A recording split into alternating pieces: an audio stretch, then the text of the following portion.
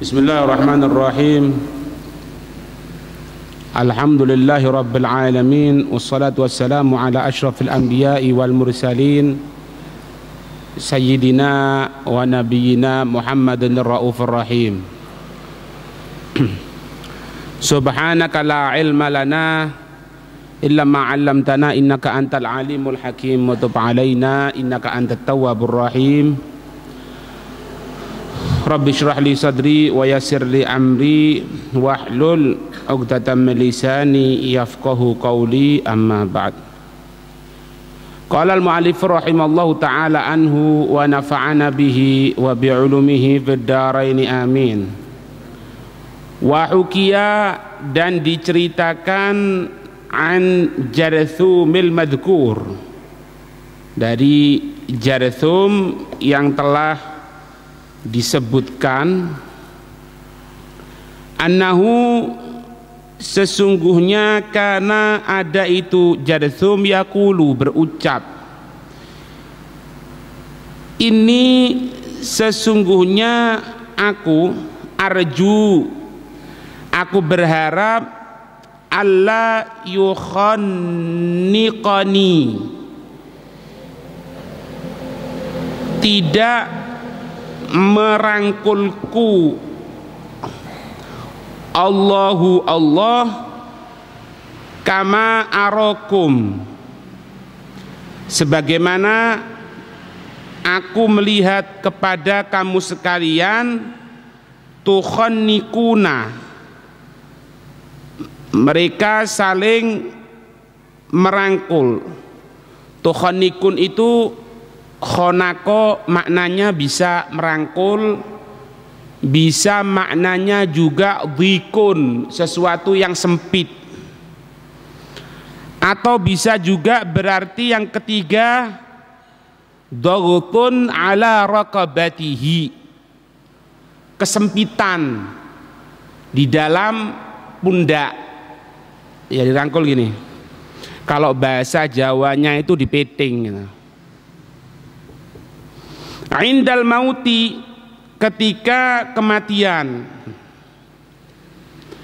Jadi ini Jarthum mengatakan, aku menginginkan agar supaya aku ini kalau mati tidak seperti yang aku lihat kepada kamu sekalian, dalam keadaan yang tiba-tiba langsung jatuh, langsung meninggal gitu.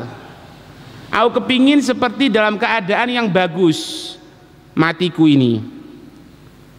Maka fabainama, maka ketika huwa, dia itu Jarthum, yusalli, beliau salat, ketika gubidho, direnggut nyawanya, wahua, ketika itu Jarthum tadi itu sajidun, sujud kepada Allah Subhanahu wa taala. Jadi ketika sholat sujud, kemudian dicabut ruhnya dan beliau mati, wafat dalam keadaan sujud kepada Allah. Fara'at ibnatuhu, maka melihat siapa? Ibnatuhu, putrinya. Putrinya itu Jarthum, fin naumi, di dalam tidur. Jadi ketika abahnya itu sujud, meninggal dalam keadaan sujud malam hari, ketika itu putrinya itu dalam keadaan tidur, mimpi. Fara'at ibnatuhu fin naumi, maka melihat putrinya itu Jarthum fin naumi, di dalam tidur, anna abaha, sesungguhnya abahnya si putrinya tadi itu, berarti Jarthumnya ini qad mata, benar-benar telah wafat. Fastaiqadat, maka terbangun itu putrinya Jarthum tadi itu, faz'atan, dalam keadaan takut. Fanadat, maka memanggil itu putrinya, aina abi, di manakah ayahku? qila laha, dikatakan laha kepada putrinya tadi itu, fi musallahu, di tempat sholatnya, fanadatshu, maka si putrinya tadi itu memanggil hu kepadanya, si Jursum tadi itu, falam yujib, maka tidak menjawab itu Jursum ha terhadap putrinya tadi itu. Fa'atatshu, maka mendatangi itu putrinya hu kepada Jursum tadi itu, fawajadathu, maka putrinya mendapatkan hu itu Jursum sajidan, dalam keadaan sujud, faharrakatshu, maka si putri tadi itu menggerakkannya, ayahnya tadi itu ketika digerakkan, karena si Jursum itu sudah meninggal dunia, fasaqata, maka terjatuh dari sujudnya si Jursum tadi itu maitan, dalam keadaan mayit, artinya telah wafat. Paham ini? Dan itu terjadi, wa kana dzalika, dan ada hal tersebut terjadi di Syam, di daerah Syam, sana tahun 95,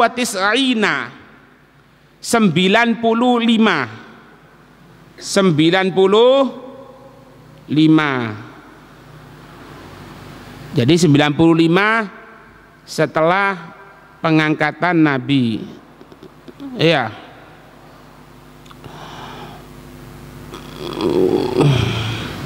Atau 95 setelah hijrah.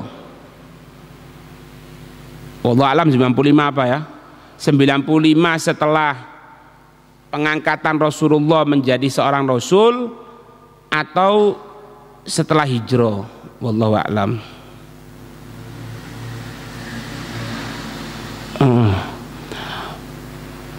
Wa marwiyatuhu, dan perawiannya ini si Jursum meriwayatkan arba'una haditsan, 40 hadis, meriwayatkan 40 hadis.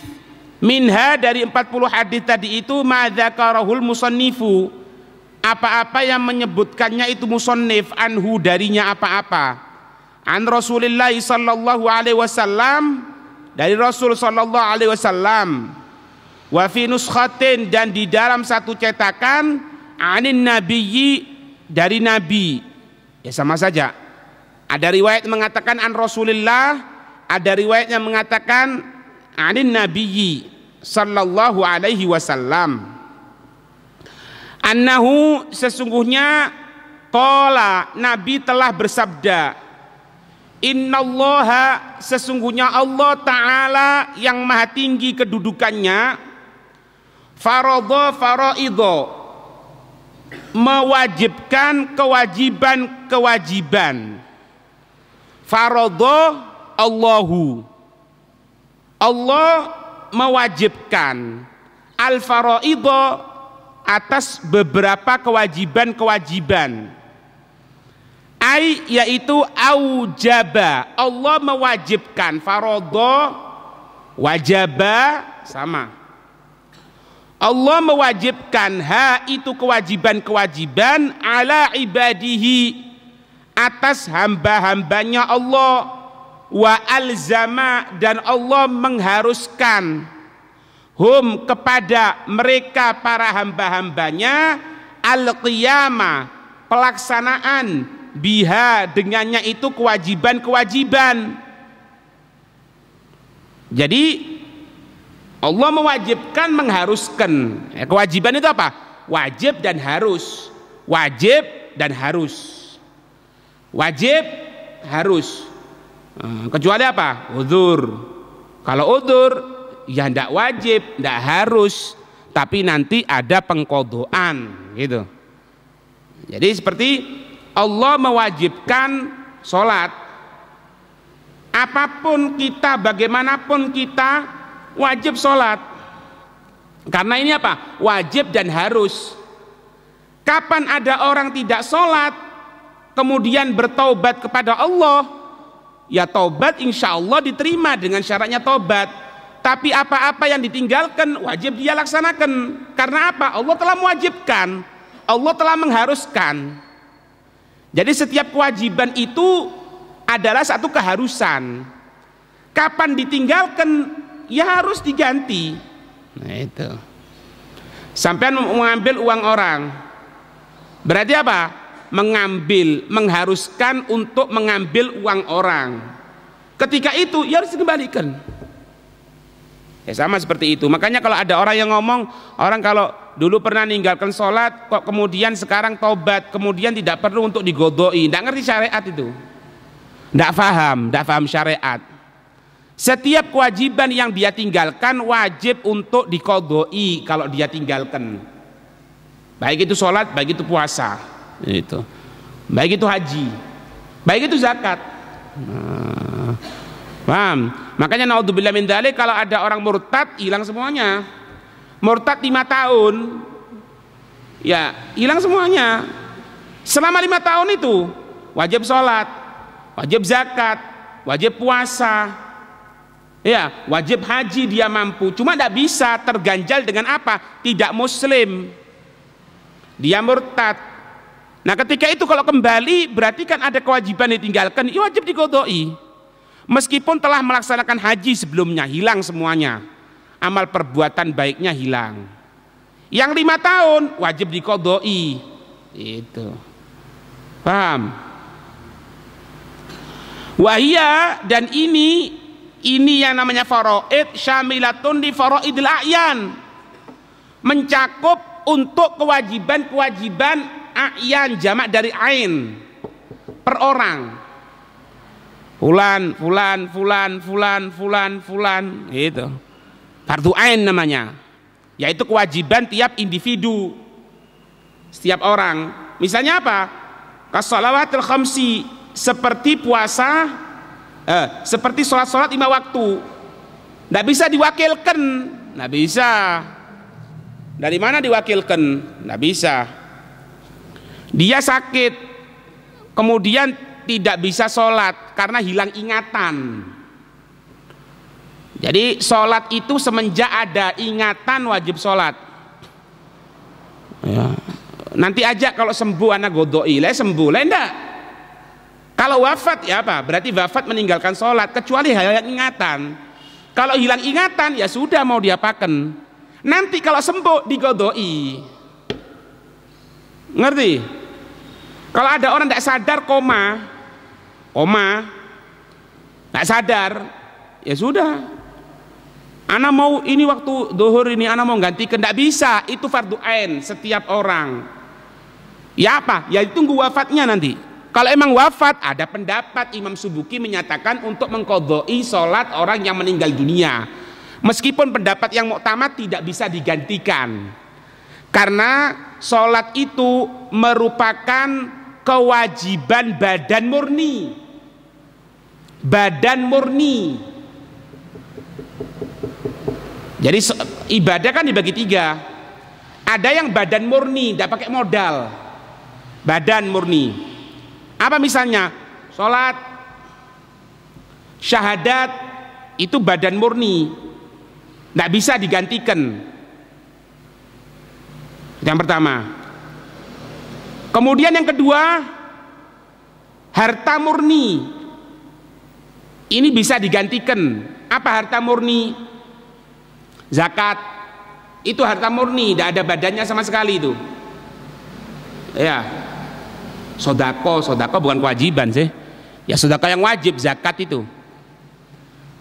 Kemudian yang ketiga, percampuran antara badan dan harta. Percampuran antara badan dan harta. Apa misalnya? Haji, punya uang, tidak punya kemampuan. Punya uang, badannya tidak mampu, tidak wajib haji.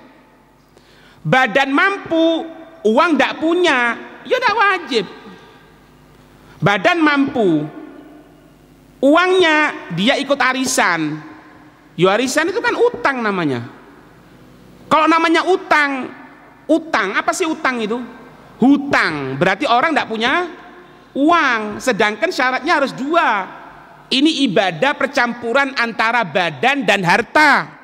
Ente badan ada, harta yang tidak ada, ya tidak bisa, tidak wajib. Paham? Dua yang terakhir yaitu harta murni atau harta dan badan dari bagian-bagian ibadah itu bisa digantikan orang lain. Sedangkan yang pertama, yang badan asli, badan murni tidak bisa digantikan sama sekali. Sholat digantikan orang, tidak bisa. Makanya pendapat yang paling kuat, orang meninggal masih punya tanggungan sholat tidak wajib mengkodoi keluarganya. Tapi Imam Subuki pernah mengkodoi, ya sudah kita ittibaan dengan Imam Subuki. Itu. Kalau berakal, ya wajib sholat. Nah, pakaiannya kotor bisa digantikan, tidak bisa. Ya usah digantikan. Tidak usah digantikan. Sadar kan? Sadar. Sholat. Nah, itu. Tidak bisa menghadap kiblat.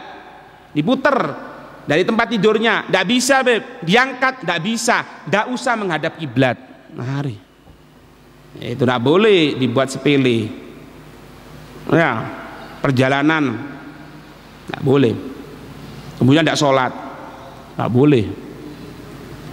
Wa zakati zakat, wa saumi fi Ramadhana, puasa di bulan Ramadan, wal haji. Haji itu kewajiban, sama seperti umroh. Haji itu sama seperti umroh. Haji wajib, umroh juga wajib. Nah ya, wajib, dua-duanya wajib. Tidak sunnah, oh enggak, madhab kita tidak sunnah. Wa atimul hajja wal umrata lillah, itu dalilnya Imam Syafi'i itu. Ya. Wa atimul hajja, dan sempurnakan kamu sekalian haji, wal umrota.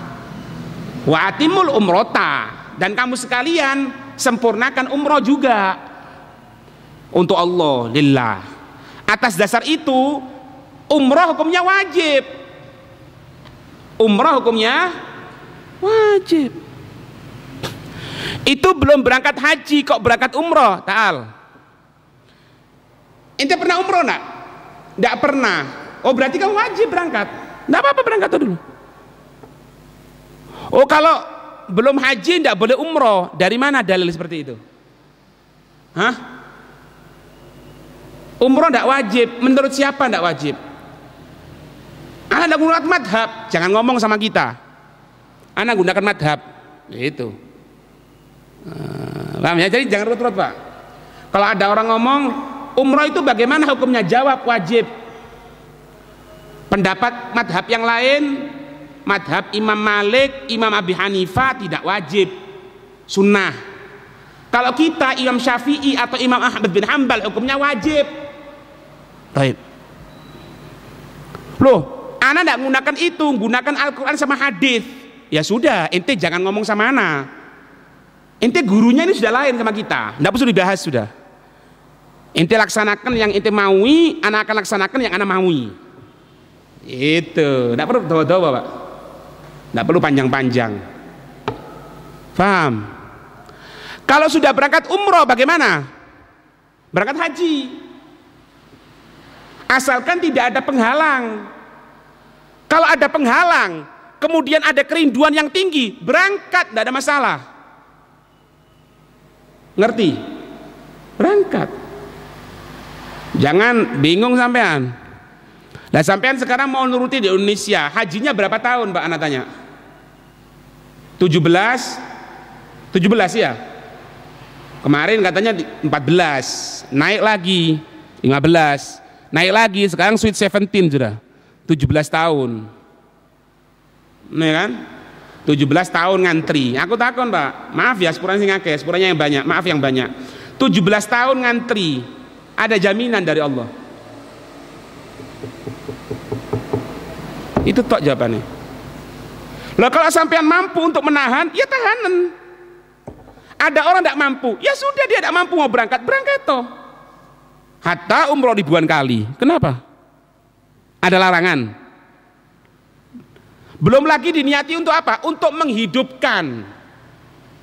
Jadi segala sesuatu itu Pak, kalau sudah terkena kerinduan, al-usyak, kerinduan, lebih-lebih kerinduan kepada Allah, kepada Baitullah, itu bisa wajib bagi dia sendiri. Dan orang lain tidak bisa mengatakan kamu ini pura-pura. Loh, dari mana tahu pura-pura? Masalah kerinduan atau enggak itu masalah hati. Tidak ada yang tahu hati kecuali orang tersebut dan sang pemilik hati. Siapa pemilik hati sentral? Allah. Ngerti? Jangan bingung, bisa jawab sampean. Berani jawab kalau ada orang ngomong. Hah? Jangan diem tok, jawabi. Biar tahu Pak. Karena orang itu kalau jahil tapi tidak tahu kejahilannya itu yang repot. Tapi kalau dia jahil tahu kejahilannya, farsyudhu, berikan petunjuk dia. Tapi sekarang yang berkembang ini banyak orang jahil tidak tahu kejahilannya, ya ini repotnya. Makanya wajib dijawab itu. Jangan diem tok. Anak takut panjang beb. Yo, kalau ente tidak jawab, dia tambah panjang. Panjang dalam apa? Panjang dalam kebodohan. Tidak apa-apa Pak. Anak ini beb, kalau berada di depan kuburan Rasulullah seneng adem mati anak. Oh iya. Ente punya kemampuan? Punya. Oh. Ente punya istri? Punya. Punya anak? Punya. Ente bisa ngasih nafkah sama mereka? Loh, bukan ngasih nafkah lagi beb, anak ajak juga berangkat ke sana. Ya bagus, berangkat. Tidak ada masalah. Ninggalkan kewajiban? Enggak ninggalkan kewajiban. Berangkat. Hukum setiap orang lain-lain, Pak. Ya lah, kalau jenengan ya udah iso kayak gitu. Iya apa enggak? Ganjaran utama apa? Kalau kita ini, ya uang. Kalau sampean punya kemampuan uang, seolah-olah berangkat ke Mekah Madinah seperti ke Surabaya tanpa meninggalkan kewajiban, monggo kerso sampean. Monggo kerso. Gitu loh. Lah kok ada orang ngotot, itu sudah berangkat umroh berapa kali, kenapa berangkat terus? Loh kenapa? Kok jadi ente yang usil? Ente sekarang mau ngomong apa sekarang? Mau ngomong secara dalil. Ayo kita buka. Para ulama VG kita mengatakan kalau kerinduan tidak ada masalah Pak, tanpa meninggalkan kewajiban. Paham? Allah. Itu. Paham ini? Wal kifayah. Sebagian. Misalnya apa? Kasolatil janazati, seperti sholat jenazah. Waradis salam. Penjawaban salam. Penjawaban salam. Penjawaban salam ini hukumnya wajib Pak. Mengucapkan pertama kali sunnah. Makanya dalam syariat itu kalau pas sesuatu lagi sibuk jangan mengucapkan salam. Tengah majelis orang masuk ucapkan salam, assalamualaikum. Itu kalau penceramahnya pinter diam dulu Pak. Satu jawabi waalaikumsalam, gugur sudah. Dia jawabi kok wassalam. Ini lanjutkan ceramah gitu. Lah kalau semuanya diem, dosa semuanya nanti. Mau tidak mau terpaksa dia harus ngomong waalaikumsalam, terputus pembahasan. Makanya makruh pengucapan salam ketika seseorang itu dalam kesibukan aktivitas, tengah makan. Kan banyak itu orang tengah enak-enaknya makan, kemudian apa? Orang masuk mengucapkan salam, assalamualaikum. Diam dulu sampean. Jangan jawabi dulu. Ada satu orang yang jawabi, waalaikumsalam. Diam sudah, lanjutkan makannya. Ya kalau enggak ya apa? Enggak ada yang ucap, enggak ada yang jawabi sama sekali. Ya mau enggak mau, meskipun nasi di sini wajib dijawab sama ya. Nasi ada di pas di pangkal leher. Ya kalau enggak masuk, tersedak. Kalau tersedak sampai mati ya apa? Nah, makanya apa? Mengucapkan salam ketika makan makruh. Oh, no, Pak. Ngertos. Engko diwarai ngene, wong ngucapno salam ae salah. Lho, ya apa? Ono ilmune kabeh. Orang ngucapkan salam, ngucapkan salam itu ada ilmunya. Pertama kali, assalamualaikum, sunnah. Nah, ya. Itu jawab salam. Kemudian apa nih? Wal amru bil ma'ruf. Wal amri bil ma'ruf, dan perintah dengan kebaikan. Wan nahyi 'anil munkari, pelarangan dari kemungkaran. Perintah kepada kewajiban, pelarangan dari kemungkaran. Kalau satu orang sudah berdiri, gugur kewajiban atas yang lain. Cuma yang jadi masalah, mau ndak sampean jadi yang tersisihkan dalam masalah kebaikan kepada Allah? Itu tok masalahnya. Tetangga sampean ada yang main judi. Kalau satu kampung diam semuanya, tahu diam semuanya, satu kampung dosa semuanya itu. Satu kampung dosa semuanya. Kalau salah satu sudah ada yang ngomong, dokong dia. Jangan dikatakan usil. Wah itu ini usil, itu kebebasan pribadi itu. Oh, kebebasan pribadi, hak asasi manusia bahasanya kita orang ya. Hak asasi manusia, karena haknya diganggu. Biarkan dia, oh gitu ya. Lah anak mau ngomong kok sekarang. Dia main judi, dilarang, tidak boleh. Itu hak asasi manusia. Berarti anak melanggar hak asasi manusia orang yang main judi. Dia senang main judi. Ya anak balik sekarang. Anak mau ngomong kok. Ngomong ini hak asasi anak juga. Itu. Ngerti? Ente itu usil. Loh kenapa kok usil? Itu hak asasi manusia. Loh anak juga punya hak asasi manusia loh. Kenapa? Anak ngomong ini. Ada orang melarang anak ngomong? Ada yang larang? Tidak ada. Hancur Pak. Kehidupan ini hancur kalau kena HAM itu Pak. Ya emang itu permainan dari orang belakang semuanya itu. Orang-orang kafir, nonton maning Pak. Iya.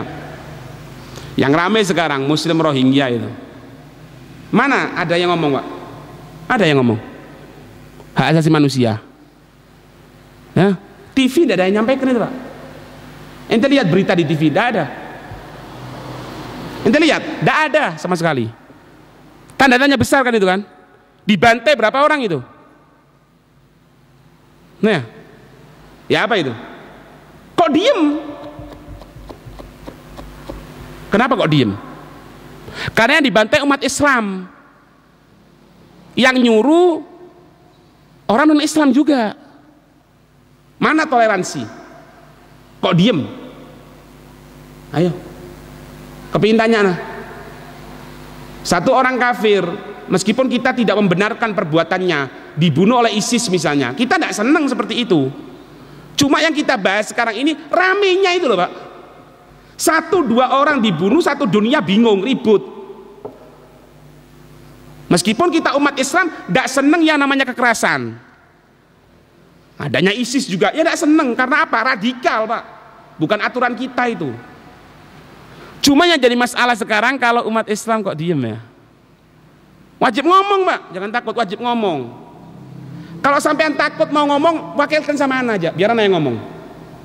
Sampean kan penakut kan? Misalnya mau ngomong takut, sampean punya media misalnya, sampean bisa memberitahu, sampean diem sudah, anak yang mau maju, tidak ada masalah. Fardu kifayah kan tadi kan. Cuma yang jadi masalah sampean tersisihkan di sini. Ngerti? Oh, toleransi, ya itu tidak toleransi itu ya apa? Tidak toleransi itu. Ayo ngomong.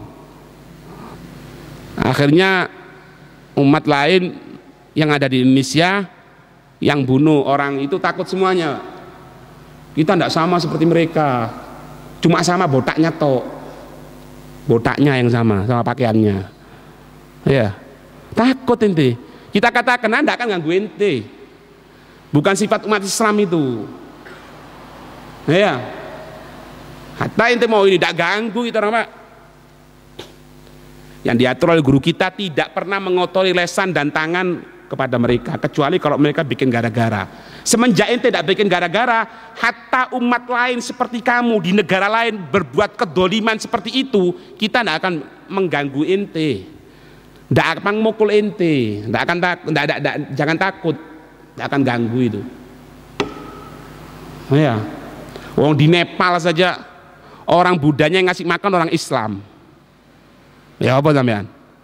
Tapi di Myanmar tonggo kita orang dewi dibantai seperti itu, dihabisi itu Pak. Anak kecil digantung, perempuan diperkosa, dibakar tengah jalan, dibakar loh itu. Ternyata santunnya mereka itu cuma di film Pak. Ya, katanya tidak suka sama dunia, ini gini. Kalau kita tidak perlu gitu, itu tidak gentle.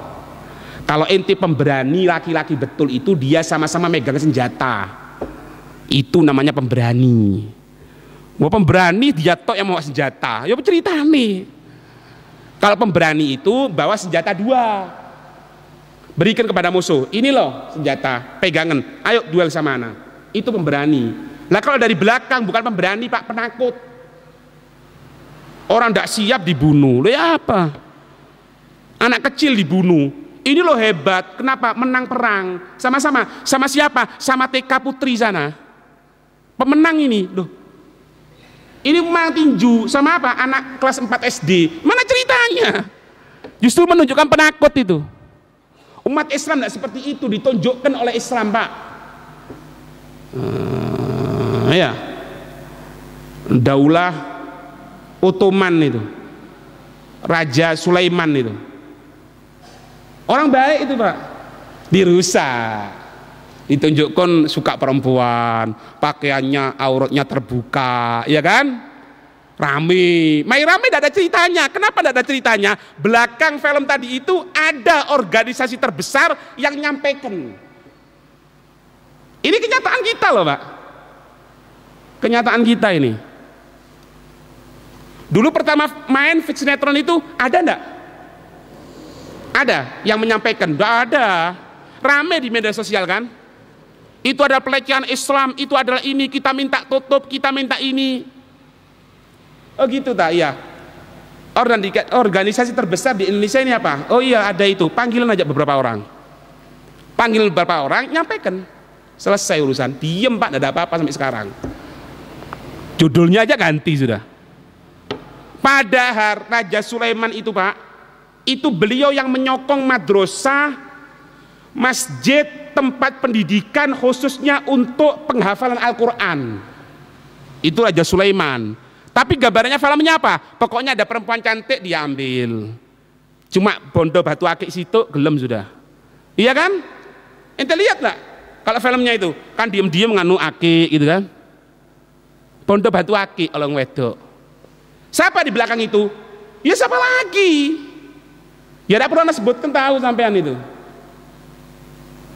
Ketika terjadi pertempuran, ditutup semuanya, kalah itu orang kafir.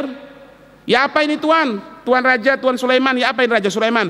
Dijadikan budak tau? Oh tidak usah. Bagikan senjata sama dia. Bagikan senjata. Ditumis itu orang kafir senjata. Setelah megang semuanya mereka orang kafir senjata, perang lagi. Perang lagi. Jadi kalah lagi itu orang kafir, kalahnya bukan kalah konyol. Kalah dengan kemenangan. Kenapa? Sudah dibagikan senjata. Itu umat Islam. Kita jangan ngomong Rasulullah. Subhanallah, ditunjukkan oleh Allah Subhanahu wa taala. Yang dikatakan umat Islam teroris, umat Islam itu kalau bojonya cadaran, istrinya cadaran hati-hati suka ngebom. Loh ndak. Ternyata agama lain lebih parah dari itu. Lebih parah, Pak. Iya. Kalau bunuh model seperti itu mana ajarannya ya? Ajaran yang penuh kedamaian. Hah? Katanya ajaran penuh kedamaian. Kok gitu? Ya sama seperti kamu, umat Islam. Kenapa?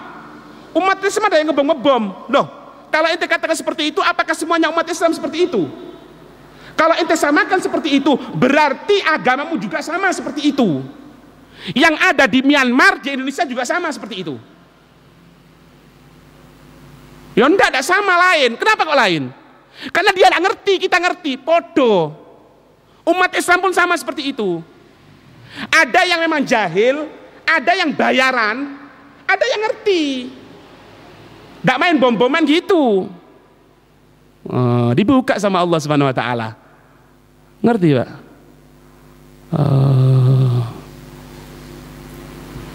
Ayo ngomong waham saiki. Apa ham? Ngomong lagi ham. Ham, ham, ham, ham apa nih? Lele. Hah? Endi jari ini penjahat perang kok nanti. Penjahat perang digantung kok Saddam Hussein. Kita bukan mendukung Saddam Hussein, Pak. Cuma Saddam Hussein apa? Penjahat perang. Penjahat perang digantung. Ana mau tanya, rakyat Irak dulu itu berterima kasih sama Saddam Hussein. Cuma sing belakangnya ya wis iki maning, sapa maning? Sapa kok ae tak kandhani sampean mesti ngerti wonge. Ya siku maning. Digantung. Apalagi namanya Saddam Hussein. Kan gambarannya umat Islam kan gantung. Ini. Ya apa ini? Saddam Hussein bunuh orang kalau dikatakan seperti itu waktu 20 tahun. Ini. Belum setahun berapa yang dibunuh? Mana yang gantung? Ono. Wonten. Nah ya, diem, mengambil posisi semuanya diem. Makanya aja percaya sampean. Ya, itu masya Allah. Apa nih masya Allah? Ono aturan Allah sih masya Allah. Ya. Nah itu amar ma'ruf nahi mungkar. Fala tudayyi'uha, maka jangan kamu semuanya menyia-nyiakannya. Ya. Makanya dikatakan di sini fardu kifayah ini meskipun sebagian sudah berdiri gugur kewajiban atas yang lain, kamu jangan menyia-nyiakan gitu loh. Eman. Ada jenazah, sudah ada yang ngurusi, sudah ada yang sholati, sampai tidak wajib, cuma sayang, jangan kamu sia-siakan. Karena mendapatkan pahala yang besar. Yang mensolati, mengantarkan ke kuburan sampai selesainya penguburan mendapatkan 2 girot. 1 girot itu seperti gunung Uhud, berarti 2 gunung Uhud pahalanya. Meskipun itu fardu kifayah, fala tudayyi'uha, maka janganlah kamu sekalian menyia-nyiakannya, sayang sekali. Gitu loh.